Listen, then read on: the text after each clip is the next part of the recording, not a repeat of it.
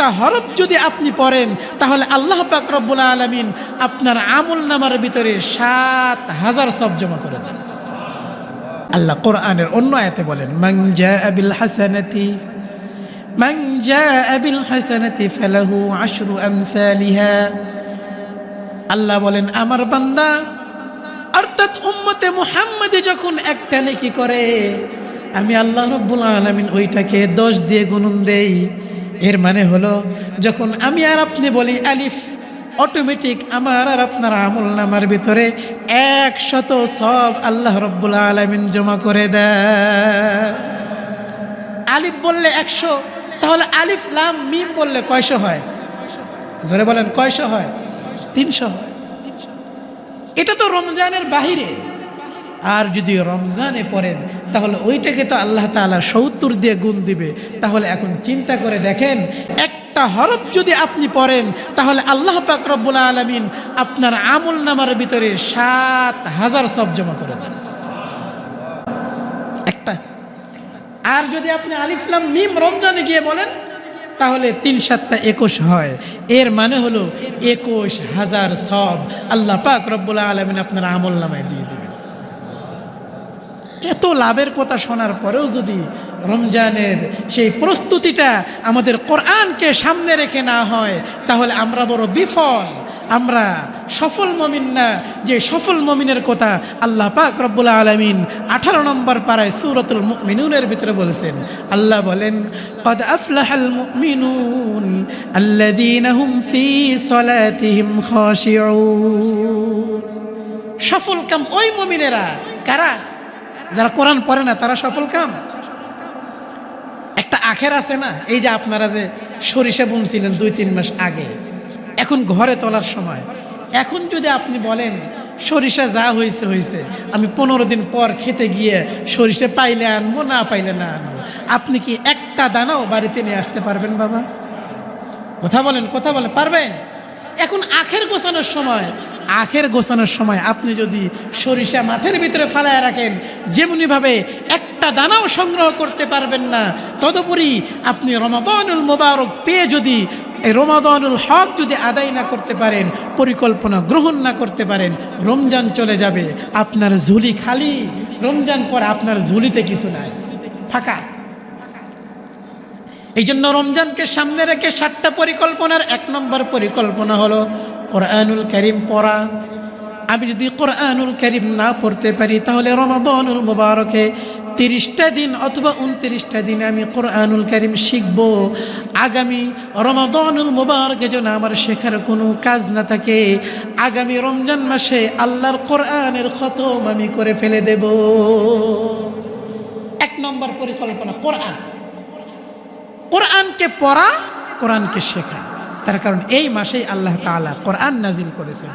নাজিলের মাসে যদি আপনি কোরআন পড়েন, যিনি খুশি হবেন তিনি কে? আল্লাহ খুশি হয়ে যাবেন। আর হালতটা কি? এমন অবস্থায় কোরআন পড়তেছেন যে আপনি রোজাদার, আপনি রোজা রাখছেন। ইবাদতের ভিতরে আরেকটা ইবাদত, এক ইবাদতের ভিতরে আরেক ইবাদত করা যায় না। নামাজের ভিতরে কি আপনি হজ করতে পারবেন? নামাজের ভিতরে কি আর জিকির করতে পারবে? সুবহানাল্লাহ সুবহানাল্লাহ। কিন্তু রমজানে এক ইবাদতের ভিতরে আরেক ইবাদত করা যায়। কই রোজা অবস্থায় আছে বান্দা ওই অবস্থায় কোরআন তেলাওয়াত করতে পারবে, জিকির করতে পারবে। এক ইবাদতের ভিতরে আরেক ইবাদত ঢুকিয়ে দিয়েছেন আল্লাহ তাআলা। 1 নম্বর পরিকল্পনা হলো আমাদের রমজান মাসে বেশি বেশি কোরআন পড়া। কোরআন পড়তে জানি না, শিখব। 2 নম্বর বলে আল্লাহ রাব্বুল আলামিনের সাথে সম্পর্ক তৈরি করতে গেলে একটা লাইন লাগে না? আপনারা কি বলেন, লাইন লাগে না? আপনি কি হঠাৎ করে গিয়েই প্রধানমন্ত্রীর সাথে সাক্ষাৎ করতে পারবেন? আগে হয়তো আপনাকে এমপির কাছে যেতে হবে, তারপরে মন্ত্রীর কাছে যেতে হবে, তারপরে গিয়েছেন আপনি প্রধানমন্ত্রী পর্যন্ত পৌঁছতে পারবেন। এমনি আপনি যদি প্রধানমন্ত্রীর কার্যালয়ের সামনে গিয়ে বসে থাকেন, আপনার পিটাইবে কে আসছে, কোথায় থেকে আসছে, এখান থেকে তারা হতে পারে প্রধানমন্ত্রীকে মারার জন্য আসছে, ঠিক কিনা বলেন? একটা লাইন লাগে। তাহলে আল্লাহ রাব্বুল আলামিন পর্যন্ত পৌঁছার জন্য, একটা আল্লাহর প্রিয় পাত্র হওয়ার জন্য কিছু আমল আছে। এই আমলের ভিতরে 2 নম্বর পরিকল্পনা, সেটা হলো তাহাজ্জুদের নামাজ আদায় করা। কিসের নামাজ আদায় করা? তাহাজ্জুদের নামাজ পড়া। বলুন তো তাহাজ্জুদের নামাজ রাতের আগের ভাগে পড়ে না শেষ ভাগে পড়ে? রমজান ছাড়া এটা পড়া বড় কষ্ট, সম্ভব হয় না, অনেকে পারেও না। তার কারণ অনেক ভাই আছে ব্যবসা বাণিজ্য করে, অনেক ভাই অন্যের দোকানে কর্মচারী হিসেবে থাকে, বা অনেকে ক্ষেত খামারে কাজ করে। সারাদিন ক্ষেত খামারে কাজ করে আসার পর ওই ব্যক্তি যদি ঘুমায়া যায় আর কি উঠতে পারে? বাবা, পারে না।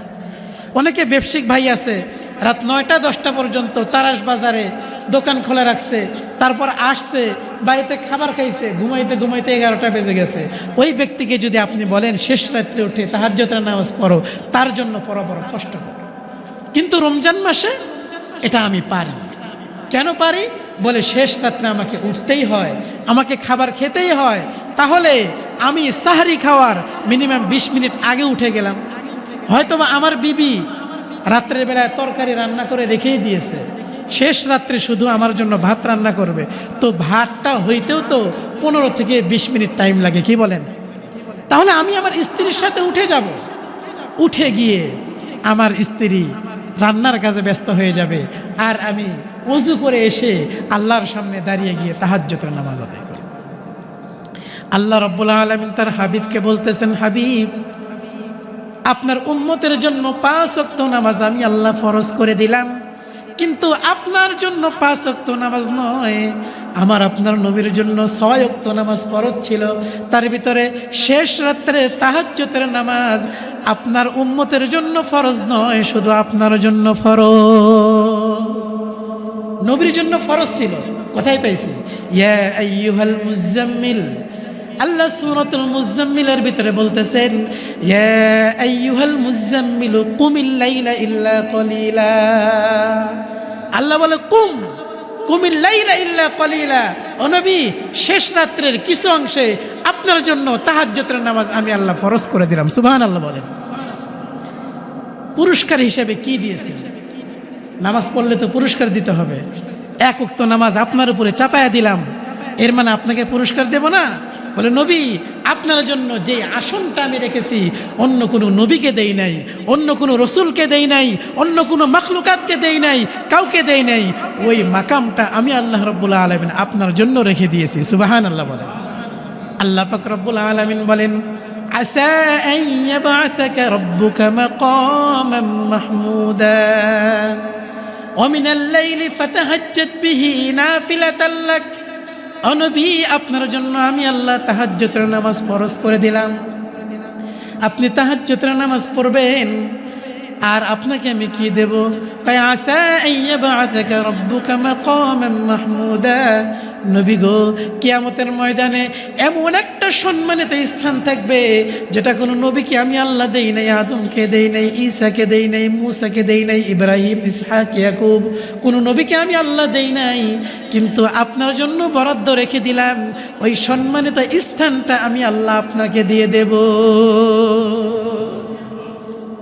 তাহলে নবীর অনুসরণ করে যদি তার উম্মত তাহাজ্জুদের নামাজ আদায় করে, তাহলে আল্লাহ বুঝি উম্মতকে দিবেন না? জোরে বলেন, দিবেন না? নবীর জন্য যদি সম্মানিত স্থান থেকে থাকে, তাহলে কিয়ামতের ময়দানে উম্মতে মুহাম্মাদি পৃথিবীর বুকে যত আসবে, মাগুরাতে যত উম্মতে মুহাম্মাদি আছে, তারাও যদি তাহাজ্জুদের নামাজ আদায় করে, আল্লাহ বলেন আপনার উম্মতকেও আমি সম্মানিত স্থান দান করে দেব। সুবহানাল্লাহ বলেন। তাহলে এইটা অন্য মাসে যদি আমি নাও পড়তে পারি, তাহলে রমাদানুল মুবারক আমার 2 নাম্বার পরিকল্পনা হলো আমি শেষ রাত্রে তাহাজ্জুদের নামাজ পড়ব। পড়ব তো ইনশাআল্লাহ? কারা কারা পড়বেন? আল্লাহকে একটু হাতটা উঠে দেখেন। আল্লাহ এই হাতগুলোকে তুমি কবুল আর মঞ্জুর করে সকল বলে আমিন। এটা সহজ। শেষ রাত্রে উঠতেইছেন, একটু 20 মিনিট আগে ওঠেন, উঠে আপনি 2 রাকাত পড়েন, 4 রাকাত পড়েন, 6 রাকাত, 8 রাকাত, যতটুকুই পারেন আপনি পড়েন। কমপক্ষে 2 রাকাত হলেও আপনি তাহাজ্জুদের নামাজ পড়েন। 2 রাকাত নামাজ পড়তে বেশি সময় লাগে না বাবা। আপনি হয়তো 3 থেকে 4 মিনিট সময় লাগবে। এতটুকু সময়ও যদি আপনি রমজানে ব্যয় না করতে পারেন, তো রমজান পার হয়ে গেলে তো ঝুলি খালি আসবে না, দিবে না, খালি থাকবে আমাদের। তাহলে 2 নম্বর আমাদের রমজানকে সামনে রেখে এখন থেকেই আপনি প্রস্তুতি গ্রহণ করেন যে আমি প্রত্যেকটা দিন সাহরির সময় উঠে ইনশাআল্লাহ তাহাজ্জুদের নামাজ পড়ব। 3 নম্বর পরিকল্পনা হলো এই রমজানুল মুবারকে অতিরিক্ত একটা নামাজ আছে, সেই নামাজের নামটা কি? জোরে বলেন, কিসের নামাজ? কয় রাকাত?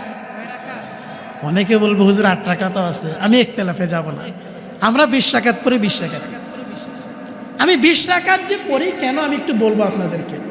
আপনারা বলেন তো ফজরের সুন্নত কয় রাকাত? 2 রাকাত। জোহরের আগে কয় রাকাত পড়তে হয়? তাহলে কয় হলো? 6 হলো নাকি? জোহরের পরে কয় রাকাত পড়তে হয়? 2 রাকাতে ধরেন, তাহলে কত হলো? 8 হলো। আল্লাহ নবী সাল্লাল্লাহু আলাইহি ওয়াসাল্লাম অধিকাংশ সময় আসরের পূর্বে 4 রাকাত সুন্নত পড়তেন। তাহলে এখানে হলো 8 আর ওখানে হলো 4, মোট কত হলো? জোরে বলেন, কত হলো? মাগরিবের নামাজে 2 রাকাত সুন্নত আর 2 রাকাত নফল, কত হলো? 16। এশারের নামাজে 2 রাকাত সুন্নত 2 রাকাত নফল, কত হলো বাবা? আপনি আর আমি রমজান ছাড়াও 20 রাকাত নামাজ অতিরিক্ত পড়ি। আল্লাহ পাক রব্বুল আলামিন হাবিবের মাধ্যমে সিস্টেমটা বলে দিলেন, আপনি যেহেতু রমজানের বাহিরেও পড়েন, চিন্তা পেরেশানি করবেন না, আমি তারাবির নামাজও 20 রাকাত করে দিলাম, যাতে করে তারাবির নামাজের ভিতরে যদি কোনো ধরনের ভুল ত্রুটি হয় অথবা এই সমস্ত সুন্নত আর নফলের ভিতরে যদি কোনো ভুল ত্রুটি হয়, একটাকে অপরটার সাথে জোড়া লাগাইয়া পরিপূর্ণ সব আমি উম্মতে মুহাম্মাদীকে দিয়ে দেব। আল্লাহ আমাদের জন্য কত সুন্দর পদ্ধতি রেখেছেন। এই জন্য 3 নম্বর পরিকল্পনা হলো আমি তারাবিহের নামাজ পড়ব। তারাবির নামাজ এখন 2 ধরনের হয়, একটা হলো সূরা হয় আর একটা হলো খতম হয়। আমাদের এখানে কি বলেন তো? আপনারা কত সৌভাগ্যবান তা জানেন? কোরআনুল কারীম তেলাওয়াত করলে, একটা অক্ষর পড়লে যদি 7000 নেকি পাওয়া যায়, তাহলে শুনলে বুঝি পাওয়া যায় না? কি বলেন? শুনলে পাওয়া যায় না? তো যারা পারে না তাদের জন্য তো আরো একটা সুবর্ণ সুযোগ যে এখানে কোরআনুল কারীম তেলাওয়াত হবে আর আমি এখানে দাঁড়ায় দাঁড়ায় শুনবো। কত অক্ষর যে শুনতে পারবো, কত আলফাজ যে শুনতে পারবো, কত আয়াত যে শুনতে পারবো, আর আমার আমল নামার ভিতরে আল্লাহ কি পরিমাণ সওয়াব জমা করবেন, সুবহানাল্লাহ বলেন। কিন্তু খতমে তারাবিটা আমাদের এখন যে অবস্থা হয়েছে, কয় তারাবি মানে তাড়াতাড়ি, কি বলেন? আপনারা এখন শিকার খাইতেছেন না। যেই হাফেজ সাহেব খুব জোরে পড়তে পারে, সেই হাফেজ সাহেবের মহল্লার মানুষ খুব ভালোবাসে। হাফেজ হয়েছে একটা, খুব ট্যালেন্ট, খুব তারাবি পড়ে। শুধু এইটা না, এই জায়গার খতম তারাবি হচ্ছে, বিনোদেও খতম তারাবি হচ্ছে। এইখান থেকে বন্ধু ওই বন্ধুরে ফোন দেয়, কি খবর? বিনোদের উত্তরপাড়া মসজিদের তারাবি কত মিনিটে হইল? কয় হাফেজ সাহেব একটা আসছে, পুরো 50 মিনিটে 1.5 পারা শেষ। এখন মাগুরে এই মসজিদের দূর মিয়া, তোমার 50 মিনিট লাগে, আমাদের 45-এ শুরু হয়ে গেছে, শেষ হয়ে গেছে। কি কয়? 45-এ শেষ হয়ে গেছে। এখন ওই বেচারা চিন্তা করতেছে, তাহলে মনে হয় ওই মসজিদে 5 মিনিট আগে হয়, তাহলে ওই মসজিদে গিয়ে নামাজ পড়ব, ওই মসজিদে পড়বো না। এটা আপনি বললেও ঠিক, না বললেও ঠিক, কারণ এইরকম অবস্থা আমাদের সমাজের ভিতরে আছে না নাই? যেই জায়গায় কম সময়ের ভিতরে তারাবি হয় সেইখানে দেখবেন মুসল্লি এত বেড়ে যায়, আর যেখানে 20 মিনিট সময় লাগতেছে একটু বেশি, সেখানে মুসল্লি কমতে কমতে দেখা যায় 1 কাতারি পরবর্তীতে খুঁজে পাওয়া যায় না। অথচ কোরআনুল কারীমের ভিতরে আল্লাহ বলেন, ওয়ারাত্তিলিল কোরআনা তারতিলা, কোরআনকে পড়ো তারতিলের সাথে। আর তাফসিরে বলতেছেন আই তাজবিদা, তাজবিদের সাথে পড়ো। একটা অক্ষরকে সহিশুদ্ধভাবে উচ্চারণ করো।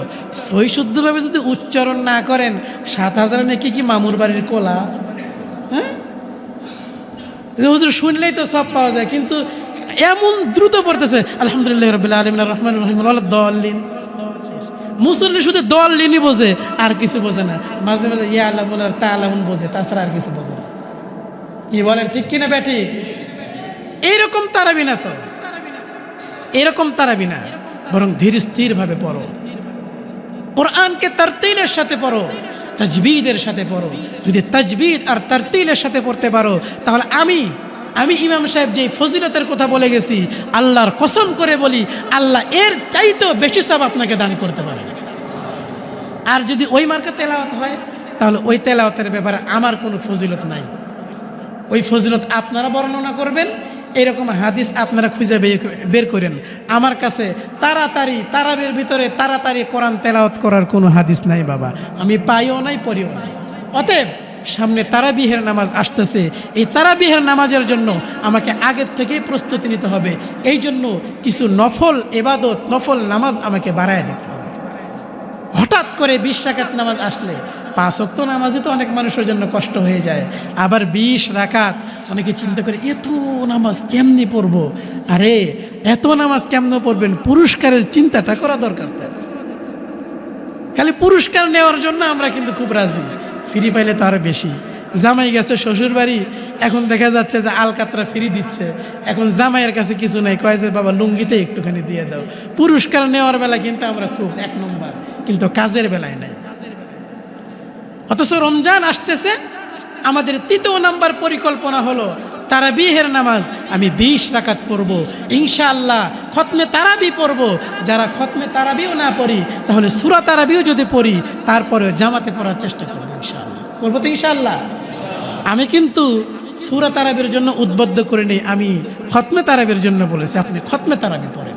আর আলহামদুলিল্লাহ আমাদের মসজিদে যেহেতু খতমে তারাবি হইতেইছে, একটা মাস আমি আল্লাহর জন্য দিয়ে দিলাম, একটা মাস আমি কোরআনের জন্য দিয়ে দিলাম, একটা মাস আমি আল্লাহ রাসূলকে খুশি করার জন্য দিয়ে দিলাম।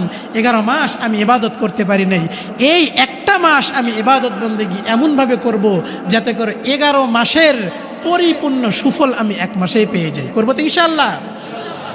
4 নম্বর আমরা হলো ইফতারের একটা বিষয় আছে। ইফতার আমরা কিভাবে করব? আল্লাহর নবী সাল্লাল্লাহু আলাইহি ওয়াসাল্লাম, এখানে কয়েকটা কথা আমি বলি। আল্লাহর নবী সাল্লাল্লাহু আলাইহি ওয়াসাল্লাম বলেন যে ইফতারটা আমরা খুব তাড়াতাড়ি করে করব। ইফতারের সম্পর্ক আজানের সাথে না, মাসআলা বোঝেন আগে। ইফতারের সম্পর্ক আজানের সাথে না, ইফতারের সম্পর্ক হলো টাইমের সাথে। এমনও হতে পারে যে ইফতারের সময় মুয়াজ্জিন সাহেবের পেটে ব্যথা হয়েছে, পেটে চাপ দিছে, এখন আজান দিতে গেলে হয়তো কাপড়ও নষ্ট হতে পারে না এরকম। মুয়াজ্জিন চিন্তা করলো যে 2 মিনিট তো এর ভিতরে একটু পেশাব পায়খানাটা করে আসে, 2 মিনিট পরে দেই, আপনি তো দেরিতে ইফতার করলেন। অথচ আল্লাহর নবী বলছেন যে সূর্য ডোবার সাথে সাথে তোমরা ইফতার করে ফেলো।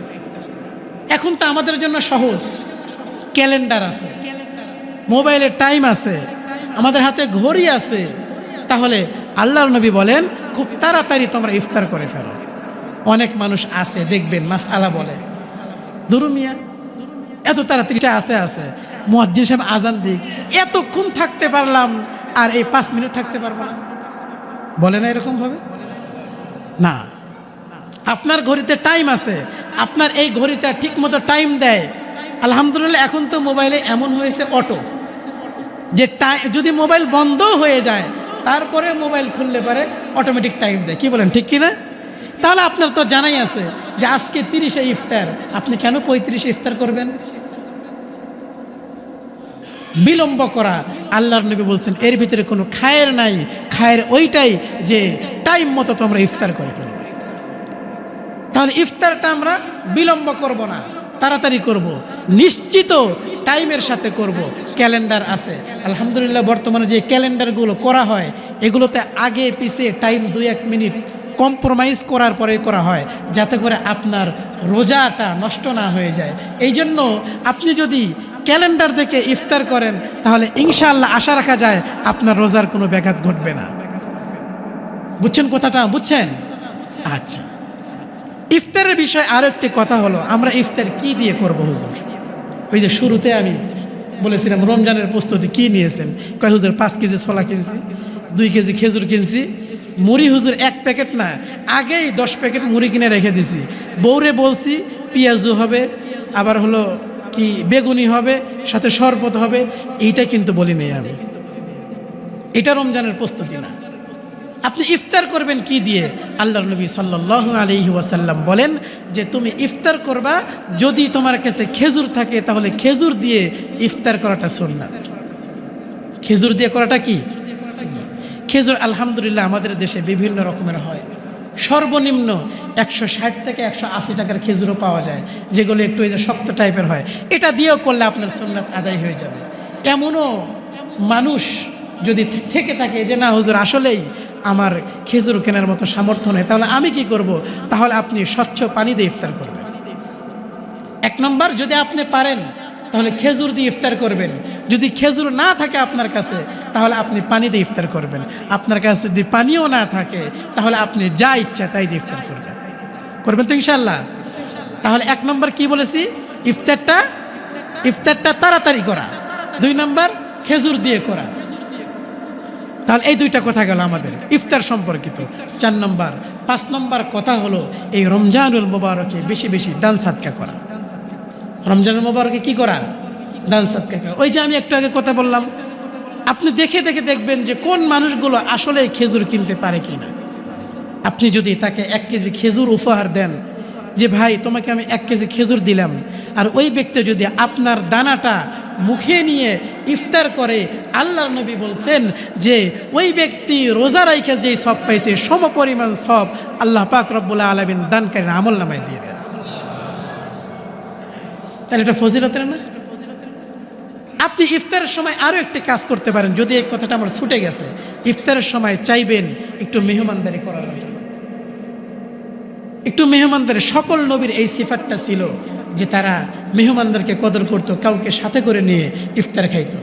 আপনি চেষ্টা করবেন, না পারলে নাই। ইফতারের সময় আরও একটু কাজ হলো, এই কাজটা আসলে আমরা ছেড়েই দিয়েছি, বলে ইফতারের আগে আমরা দোয়া করতে চাই না। কি বলেন? মসজিদে আসলে হুজুর দোয়া করছে, ওই দিন হয়তো হাত উঠে দোয়া করলাম, কিন্তু বাড়িতে বউরে সাথে নিয়ে, মেয়ের সাথে নিয়ে, এদেরকে সাথে নিয়ে আমরা অধিকাংশ মানুষ ইফতার করি না। অথচ ইফতারের আগ মুহূর্তে আল্লাহ পাক রব্বুল আলামিন বান্দার দোয়া কবুল করে থাকে। সুবহানাল্লাহ, আসতে হলো না?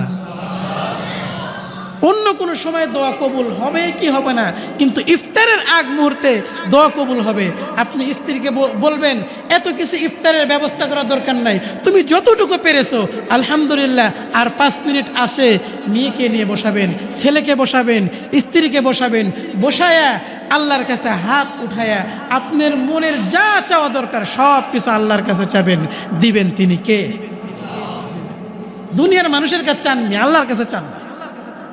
এই জন্য আপনাদের উপর আমার একটা রাগ, আমি বলতেছি আমার রাগ। হুজুরের কাছে এত দোয়া চান, আল্লাহর কাছে কয়দিন চাইছেন?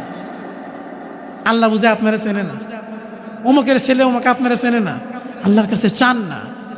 হুজুর তো দোয়া করবে আলহামদুলিল্লাহ, কিন্তু আমি আমার মালিকের সাথে সম্পর্ক করতে হবে, আমি আমার মালিকের কাছে চাইতে হবে।